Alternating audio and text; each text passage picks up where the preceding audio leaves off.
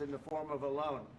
They get their money back, and we didn't. And now, at least we're protected because the American taxpayer has to be protected too. But this is an incredible agreement for Ukraine because we have a big investment in their country now, and what they have, very few people have. And we're able to really go forward with very, very high-tech things and many other things, including weaponry that we're going to use in many locations, but that we need for our country. Mr. President, this allows us to do this. Will you continue sending military aid? Yes, go ahead, please. If I can just, yes. In the document, there is one of the very important points. If we speak about business and investment, we never had LNG terminals in Ukraine. This document will open. I mean, the next document, but anyway, here we see in the framework, we see a really goodwill for this. LNG terminals for us is very important, and I think for security of European continent. We have the biggest storage, gas storage. We have the biggest in Europe, yes. Yes, and we can use it. Use it for LNG, use it for LNG, and we will do it. And really, we can help Europe because Europe really helped. President Trump said that they made less support, but they are our friends, and they are our very supportive partners. They really a lot, Mr. President. They did. They gave a lot, but they gave much less. No.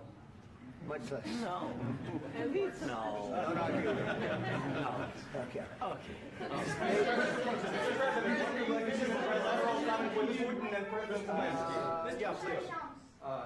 Mr. President Trump, you have repeatedly called the deal with Ukraine as a historical one. And as a President of the United States, you make historical decisions in other issues which affect America and other world. So what place in the world history do you want to take? And do you associate yourself with any famous historical figures? Yeah, I'd say George Washington, Abraham Lincoln. I would say I'm far superior to George Washington and Abraham Lincoln. Now, you know I'm only kidding, right? Because when I say that, the fake news is going to go wild. They're going to say he considers himself to be better than Washington. But you never know. You never know. I don't compare myself to anybody. I'm here to do a job. We've had a great 35 days or whatever it might be, a month, a little more than a month. We've accomplished tremendous amounts. Not only this would be a very great achievement if we could get the war stopped and get them back to normalization. I think that's going to happen. We've had very good talks on both sides, as you know. But I think we've done a very good job, just generally. If you look at all of the things we've done in 30 days, they're saying there's never been a opening for a president. The first month, there's never been a first month like we've had. And this is one of the very important things. This, to me, is one of the most important things because we have tremendous death taking place as we speak, and I don't want to have that. You know, think of the parents, whether they're in Russia or Ukraine, think of the parents of all these people being killed needlessly. They came to our territory. Should have never started. This would have, if I were president, this would have never started. Mr. President, will you continue sending military aid to Ukraine after the U.S. signs this agreement with Ukraine? Yeah, we're going to be continuing. President Zelenskyy, do you feel like the U.S. is on your side, that President Trump is on your side at this moment? What do you think? He wants to know, do you think that, sort of a stupid question. I guess we wouldn't be here if I wasn't. I think that the United States on our side from the very beginning of occupation, and I think that President Trump on our side, and of course, I'm sure that the United States President will not stop support. This is crucial for us. It's important for us. Yes. And Putin, the president, speaks about the people and the soldiers which are dying, but they came to our territory, they came to our land.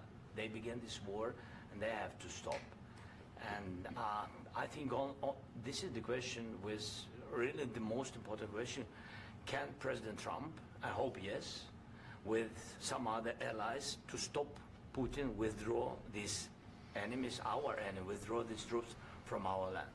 And I think that you asked about the history, I think that if President, or when, he will stop Putin, if President Trump will bring peace to our country, I think he will be on this wall. We've had very, very good talks. What about military aid to Ukraine? President Zelenskyy just said that there will be no compromises with Vladimir Putin. I just wanted to ask both of you, firstly, are there compromises that you think that President Zelenskyy is going to have to make? And President Zelenskyy, is there anything that you might be thinking that you may be able to offer or bring to the table, for example, elections? Thank you. I think you're going to have to always make compromises. You can't do any deals without compromises. So certainly he's going to have to make some compromises, but hopefully they won't be as big as some people think you're going to have to make. That's all. That's all we can do. I'm here as an arbitrator, as a mediator to a certain extent between two parties that have been very hostile, to put it mildly. They've been very hostile. This has been a vicious war. This has been a vicious war.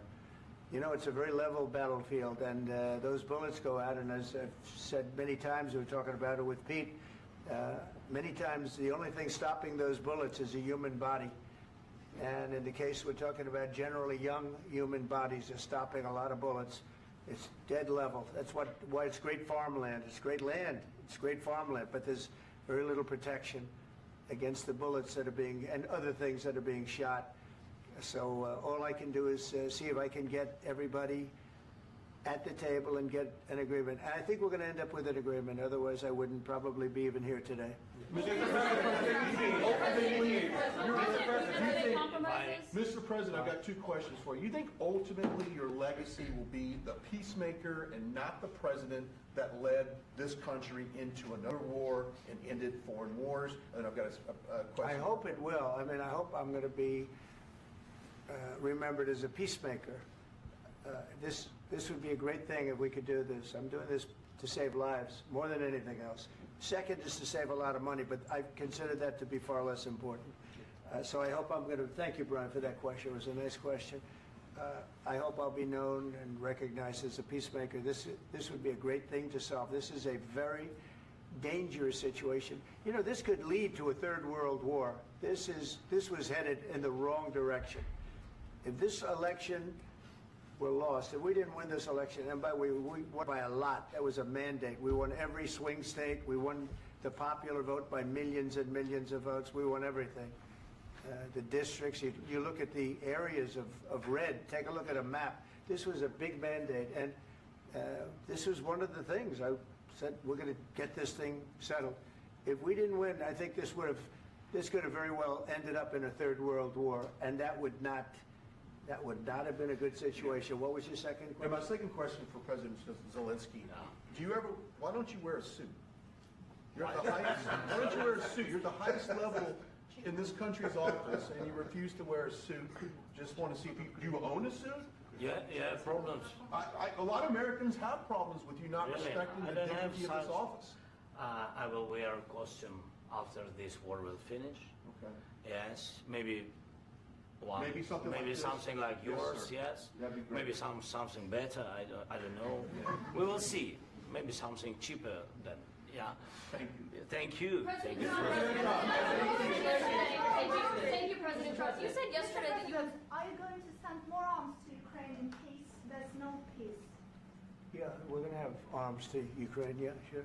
Hopefully I won't have to send very much, because hopefully we're going to have it finished. We're looking forward to finishing this quickly. We're not looking forward to sending a lot of arms. We're looking forward to getting the war finished so we can do other things. But we very much appreciate the agreement, because we needed what they had, and we're treating, you know, our country is now treated fairly. Biden didn't do that. He didn't know what the hell he was doing. This should have never happened. This should have never started. But, you know, sure, the answer is yes, but hopefully we won't have to send much, because I'm looking forward to getting it done quickly, very quickly. Does that mean you'll provide security guarantees, Mr. President? I don't want to talk about security yet, because I want to get the deal done. You know, you fall into the same trap like everybody else. A million times you say it over and over. I want to get the deal done. Security is so easy. That's about 2% of the problem. I'm not worried about security. I'm worried about getting the deal done. The security is the easy part. Security is very nice. Everybody stopped shooting. And now will Europe put people there? I know France is going to. I know the UK is going to. I know other countries are going to, and they happen to be right next door. We haven't committed, but we could conceivably. You know, we have security in a different form. We'll have workers there digging, taking the raw earth so that we can create a lot of great product in this country. So in that sense, you have something, but we haven't determined that yet. I will say, in speaking to France and in speaking to, and they were here, as you know, last week and just the other day, they have committed to a lot of security. I don't think you're going to need much security. I think once this deal gets done, it's over. Russia's not going to want to go back, and nobody's going to want to go back. When this deal ends, I really believe this deal is going to be over. Yeah, please go ahead. Go ahead. Thank you, sir. Mr. President, thank you.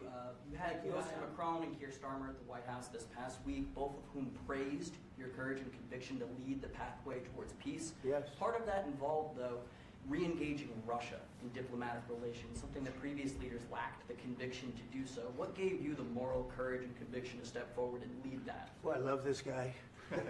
Who are you with? One American News, sir. Well, that's why I like him. One American News does a great job. I like the question. I think it's a very good question. It's a pathway to peace. It's a pathway to getting something solved. And I feel that as the head of this country, I have an obligation to do that. Plus, you know, we're very much involved. We got involved. It's too bad we got involved because there should have been no involvement, because there should have been no war. And there shouldn't have been October 7th. That would have never happened. As you know, Iran was broke. They had no money to give to Hezbollah. They had no money to give to Hamas. They were stone cold broke. And then under Biden, they became rich as hell. They went from no money to $300 billion in a period of 4 years. And they gave a lot of that money away, and you see what happened. And that's a real mess also that we hope to be able to solve. But no, I appreciate your question very much. I feel I have an obligation to try and do something to stop the death. If I can answer, yes, if I can answer, Please, sorry, go ahead. please. And I do like your clothing, by the way. Yeah, really? Even though I think he's a Yeah, great guy, yeah. by the way. But I don't know if you two like each other. But you know what? I think No, he's no, dressed. I think he's why? dressed I like beautifully. this guy. I don't. I think he's dressed beautifully. So I have more serious things than answer Yeah, questions. sure, that's I will okay. answer on more serious That's a good questions if statement. I can. That's good. Yeah. So please, about security guarantees and about just ceasefire. We can't just speak about ceasefire and speak and speak. It will not work. Just ceasefire will not never work because I'm like a president. I have this experience, and not only me. Ukraine before my presidency, from the 2014, Putin broken 25 times. 25 times he broken his own signature. 25 times he broken ceasefire. But he never broke to me. He never broke to No, me. you were the president. He You never were the broke- president he during. never broke to me. In 2016, you've been the president, Mr. President. You've been the president, but he had, of course, not with you, but he had during those period. He had conversations with our side, and we had Normandy format. You know, the France, Germany, Ukraine, and Russia, and he broken 25 times. That's why we will never accept just ceasefire. It will not work without security guarantees. Security guarantees, maybe President is right about this document and other, but this document is not enough. Strong army is enough because his soldiers afraid, Putin's soldiers afraid of our soldiers when we're strong enough. If we are not strong enough, if we are empty, if our storage is empty, we can't defend our land. Today, you know, he knows that we have, all the world knows that we have meeting, yes? Why he's using ballistic? Putin today using ballistic on our hospitals, schools, and etc. Ballistic. So he knows that we are here and that President Trump is really have goodwill to stop this war. And you hear now the president. So why he's using? So he doesn't want to stop. He doesn't want. But I hope that we will do it. Really, we'll do it. Security. When we speak about security guarantees, when the Europeans are ready for contingents, they need USA backstop. If there will not be United States, we will not never have any contingents, strong contingents from the Europeans, because they don't want to divide alliance, connection between the United States and the main and strongest ally and Europeans. And this is crucial, this is important. That's what we want to speak about very much. This is very important. And air defense. So air defense, really, we have big deficit with all these systems, and we need to provide this. We need it very much. Otherwise, Putin will never stop and will go further and further. He doesn't want. He hates us, you know? It's not about me. He hates Ukrainians. He thinks that we are not a nation. He thinks, and he shared these thoughts, I think maybe with your team also, I don't know. But with all the Europeans, in media, officially and not, he always said that there is no such country, such nation, such language, and such life like Ukrainian. No, he really doesn't respect all the Ukrainians, and he wants to destroy us. And you are right, Mr. President, that's 2%. This document, maybe other documents, it's a very good start, very good, but it will not enough to stop this person. Should Russia pay to rebuild Ukraine? Mr. President, after these Should Russia pay to I asked rebuild Ukraine? They have to President pay. Zelensky this question. He This is doesn't the like rule. because This is the rule of because the war. I'm This is sorry. the rule of the war. During all the centuries, all the history, this is the rule of the war. Who began, those pay. Do you agree This with is the that? rule. Putin began this war. He has to pay all money for innovation. He has to pay. Of course, some Russian assets, what we have in Europe, about 300 billion, we can use them. We can use for innovation and buy military support from the United States also. We can do it, but it's not enough. It's not enough. President, under these circumstances, do you envision a trilateral summit with Because I want Putin to and know- President Zelenskyy? Wait 1 second.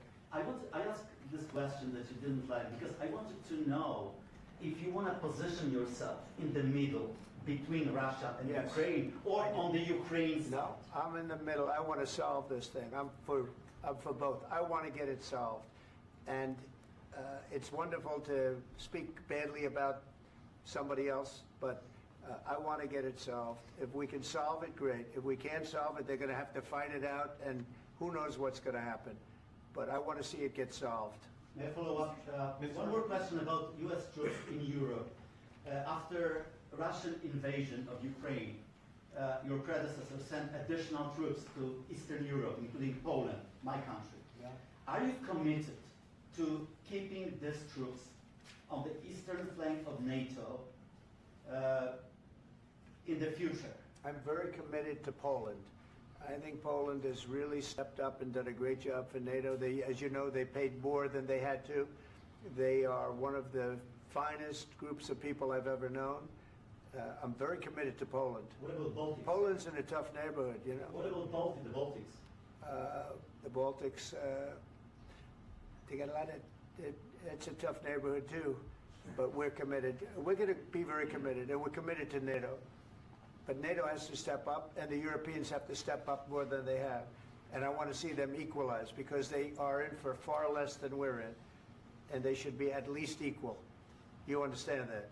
Why is the United States, we have an ocean in between, why is the United States in for so much more money and other things as Europe? With that being said, and as you said, they've also been obviously very helpful, but we have put in far more than they have, and I think they should equalize.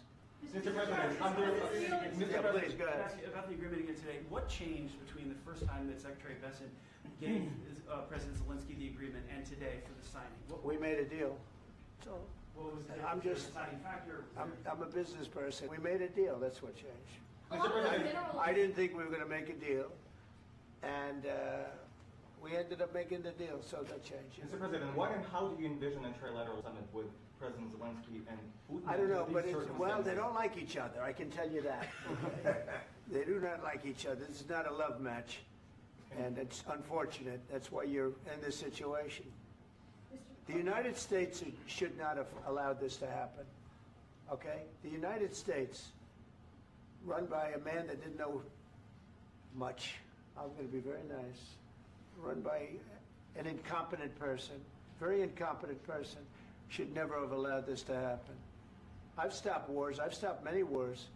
My people will tell you, I stopped wars that nobody ever heard about. I stopped wars before they ever started. You can look at some of, I could give you a lot of nations that would tell you right now they were probably going to war. I could tell you right now there's a nation thinking about going to war on something that nobody in this room has ever even heard about. Two smaller nations, but big, still big. And I think I've stopped it. But this should have never happened. Sorry, just a second. About any negotiations. First of all, I want really to tell you, and I think that everybody understands that modern Ukrainians, nobody wants to stop this war.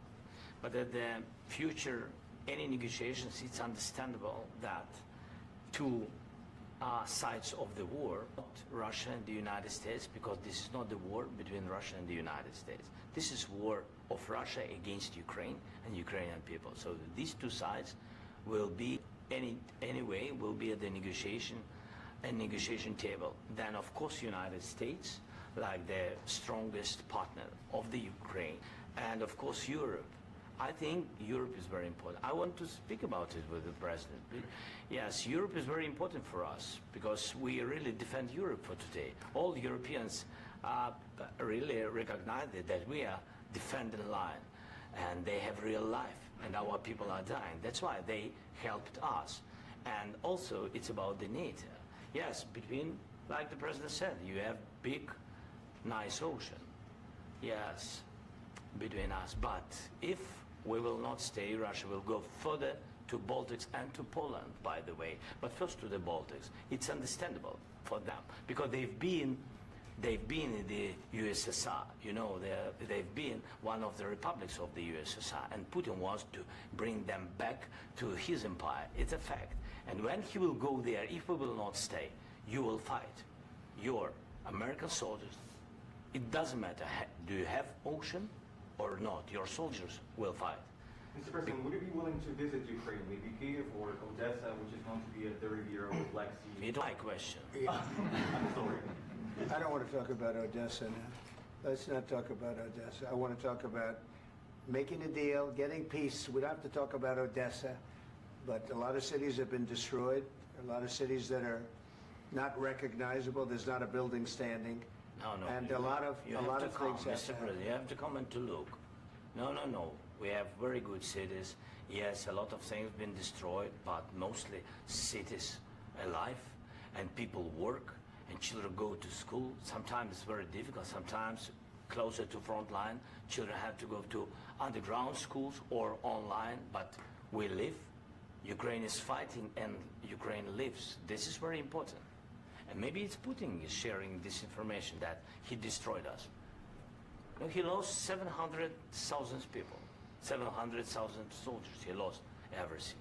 Yes. So. Mr. President, one more. I mentioned Poland. Please, go ahead. Speak with President Putin, and what did he say that? A couple of days ago. And what did he tell you that gave you the assurance that he wanted peace? Well, that's what I do. My whole life is deals. I know pretty good. And I've known him for a long time. I've dealt with him for a long time. He had to suffer through the Russia hoax. You know, Russia was a hoax. It was all Biden. It was nothing to do with him. So he had to suffer through that, and he was able to do that. I think that he wants to make a deal, and he'd like to see it end. That's all I do. That's what I do. My whole life, that's what I do is make deals. And I'm in the middle of a mess because this is a real mess. It's a very dangerous one. If this doesn't get solved now, it's not going to get solved for a long time. So I hope we're going to get it solved. In the back, please. Thank you, Mr. President. Prime Minister Starmer claims repeatedly that his government believes in free speech and was not engaged in censorship. But his country's government arrests people for memes and thought crimes, and even more worrisome is pressuring American companies to censor Americans on his behalf. How can he be a reliable, trustworthy partner when he says things that are demonstrably false on such an important topic? Well, we actually spoke to him about that yesterday, and we thought they took it very, very much too far. JD was very strong on it. So was I. So was Marco. and we've been speaking to him about it. Marco, would you like to say something about that? We have concerns, obviously, with the conduct of those, particularly as it impacts Americans. And there's real concern that American speech, which is online, could fall into the hands of British or any country's jurisdiction. And so this is a point the Vice President made of Munich, and I think it's a very compelling one, that what unites us with Europe, as much as anything else, is these shared values, and one of them being free speech. And so if Americans are threatened by it, we're going to need to take action in that regard. It's actually a very important question. We spoke about this in detail with the Prime Minister, the Foreign Secretary, and others at lunch yesterday, and I know that Secretary of Commerce Lutnick followed up in private meetings last night. This is really important. We believe Americans have the right to speak their mind, even if we in this room disagree with them. They have the right to speak their mind in the public square, which is often online these days. And we're going to defend that right as it pertains to American companies and American citizens vigorously if we have to. I do think that under the President's leadership, we're going to find common ground with our friends in the UK on this question, but it remains to be seen. The principle that will guide us is we believe in free speech in this country, and we'll fight for it for American citizens. Mr. President, on the deal, is there any other oil and gas component to the deal? Is it all critical? A little bit. We'll see. On LNG? But we're not really looking for that so much. We got a lot. We have more than anybody in the world, by far. So no, we're not talking about it too much, but a little bit. I think it affects also, but for the most part, no.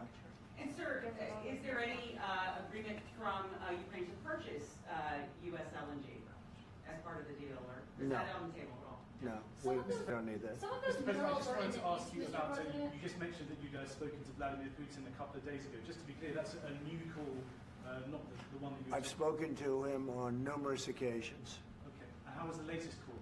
What did you discuss?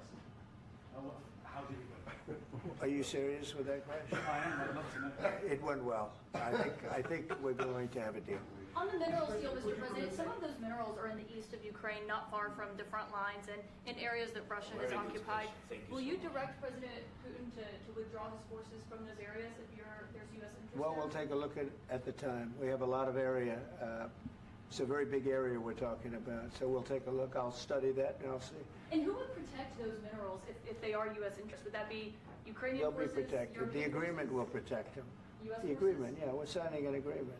You know? Right, but what if Russia tries to invade or there's Russian aggression in those spots? I just told you I don't think that's going to happen. And if that were going to happen, I wouldn't make a deal. If I thought that was going to happen, I wouldn't make a deal. Some people may wonder why. You know, they ought to focus on CNN on survival, not asking me these ridiculous questions.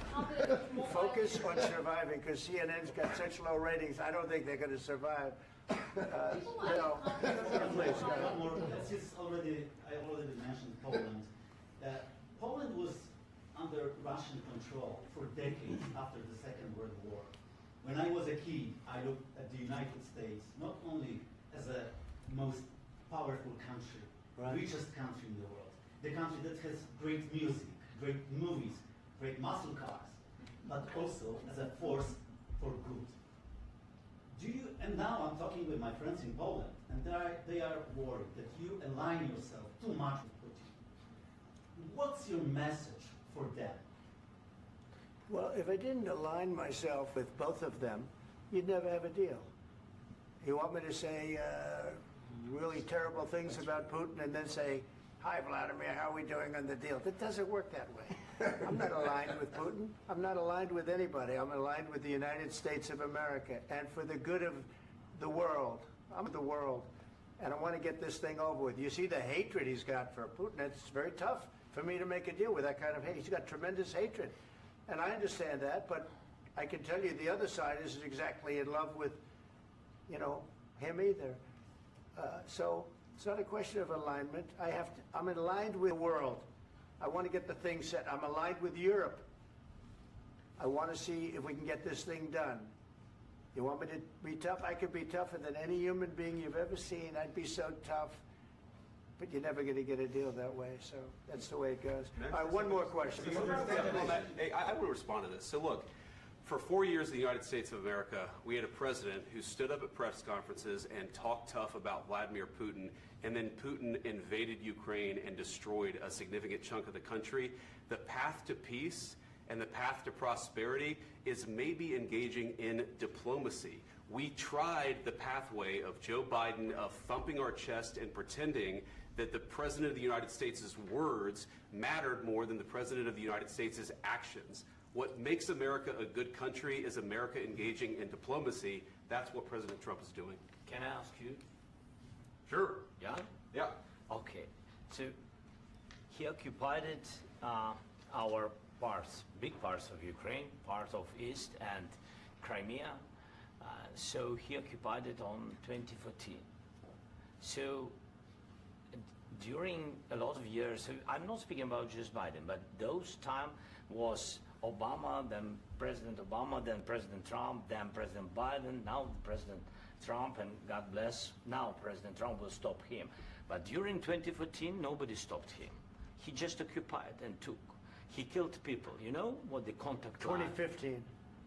2014 2014. and 2014. 2014. Yeah. So I was not here. Yeah, but that's exactly right. Yes, but during 2014 till 2022, yeah, the situation the same. The people are been dying on the contact line. Nobody stopped him. You know that we had conversations with him, a lot of conversations, my bilateral conversation, and we signed with him, me, like a new president. In 2019, I signed with him the deal. I signed with him, Macron and Merkel, we signed ceasefire. Ceasefire. All of them told me that he will never go. We signed with him with gas contract. Gas contract. Yes, but after that, he broken this ceasefire. He killed our people and he didn't exchange prisoners. We signed the exchange of prisoners, but he didn't do it. What kind of diplomacy, JD, you are speaking about? What do you mean? I'm talking about the kind of diplomacy that's going to end the destruction of your country. Yes, but if you Mr. President, with respect, I think it's disrespectful for you to come into the Oval Office and try to litigate this in front of the American media. Right now, you guys are going around and forcing conscripts to the front lines because you have manpower problems. You should be thanking the President for trying to bring an end to this conflict. Have you ever been to Ukraine that you say what problems we have? I have to. Count once. I've actually watched and seen the stories, and I know what happens is you bring them on a propaganda tour, Mr. President. Do you disagree that you've had problems bringing people into your military? We have problems. And do you think that it's respectful to come to the Oval Office of the United States of America and attack the administration that is trying to prevent the destruction of your country? A lot of questions. Let's start from the beginning. Sure. First of all, during the war, everybody has problems. Even you, but you have nice ocean and don't feel now, but you will feel it in the future. God bless. You don't know that. God bless. You don't God know bless. that. You will not have a war. Don't tell us what we're going to feel. We're trying to solve a problem. Don't tell us what we're going to feel. I'm not telling you. Because I'm you're in no answering position this to question. dictate that. That's Remember exactly what this. you're doing. You're in no position to dictate what we're going to feel. We're going to feel very good. You will feel influence. We're going to feel very good and telling very you, strong. You will feel influence. You're right now not in a very good position. You've allowed yourself to be in a very bad position, and he happens to be right about it. From the very beginning of the war. You're not in a good position. You don't have the cards right now.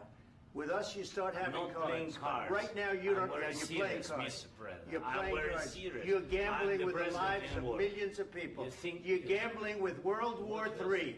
You're gambling with World War III. And what you're doing is very disrespectful to the country, this country. That's with back all to you. respect to your Far country. more than a lot of people said they respect. should have. Have you said thank you once? This A lot entire of meeting? times. No, in this Even entire meeting, today. have you said thank Even you? today. You went to Pennsylvania and campaigned for the opposition in October. Offer some words of appreciation for the United States of America and the president who's trying to save your country. Please, you think that if you will speak very loudly about the war, you He's can... not speaking loudly. He's not speaking loudly. Your country's in big trouble. Can I Wait a answer? minute. No. Can You've I done a lot answer? of talking. Your country is in big trouble. I know. You're not I winning. know. You're not winning this. You have a damn good chance of we are coming out staying, okay because of Mr. us. President, we are staying in our country, staying strong from the very beginning of the war. We've been alone, and we are thankful. I said thanks You haven't in been this alone. cabinet, You haven't not been only alone. in this cabinet. We gave you, through I this said thank stupid you. president, $350 billion.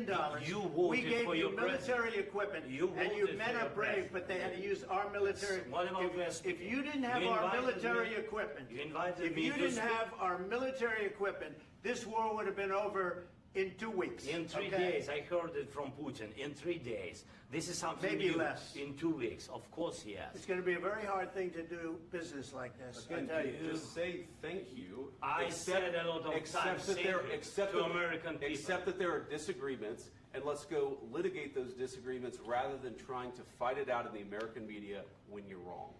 We know that you're wrong. But you see, I think it's good for the American people to see what's going on. I understand, sir. I think it's I very understand. important. That's why I kept this going so long. You have to be thankful. You don't have the I'm cards. thankful. You're buried there. Your people are dying. tell you You're again, running I low know. on soldiers. Don't- Listen, don't, please, you're running Mr. low on President. soldiers. It would be a damn good thing. Mr. And then President. then you tell us, I don't want a ceasefire. I don't want a ceasefire. I want to go, and I wanted this. Look, if you could get a ceasefire right now, I tell you, you take it so the bullets stop flying and your men stop getting killed. Of course, we want to stop the war. But you're I saying said- you don't want a ceasefire. But I said to you, I want a with ceasefire. guarantees. Because you'll get a ceasefire faster than an agreement. Ask our people about ceasefire, what they think. That wasn't it doesn't with matter me. for you what That what wasn't is with me. finished. It That was wasn't with you. a guy named Biden, who was not a smart person. This That is was your, with, this that was is with your Obama. president. It was your president. Excuse me. That was with Obama, who gave you sheets, and I gave you javelins. Yes. I gave you the javelins to take out all those tanks. Obama gave you sheets. In fact, the statement is Obama gave sheets and Trump gave javelins. You got to be more thankful, because let me tell you, you don't have the cards. With us, you have the cards. But without us, you don't have any cards. One more question to Mr. Vice President. I'm sorry. It's going to be a tough deal to make, because the attitudes have to change. What if Russia breaks ceasefire? What if Russia breaks peace talks? What do we do then? I understand that it's a heated conversation right now. What are you but saying? what She's if asking, what if Russia breaks the ceasefire? What if anything? What if a bomb drops on your head right now? But they have Okay? broken What if they ceasefire broke it?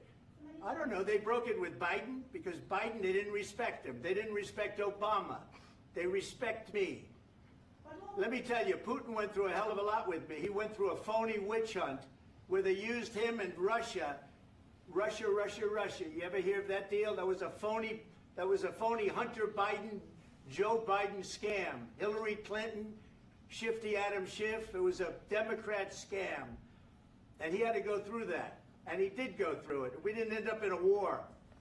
And he went through it. He was accused of all that stuff. He had nothing to do with it. It came out of Hunter Biden's bathroom.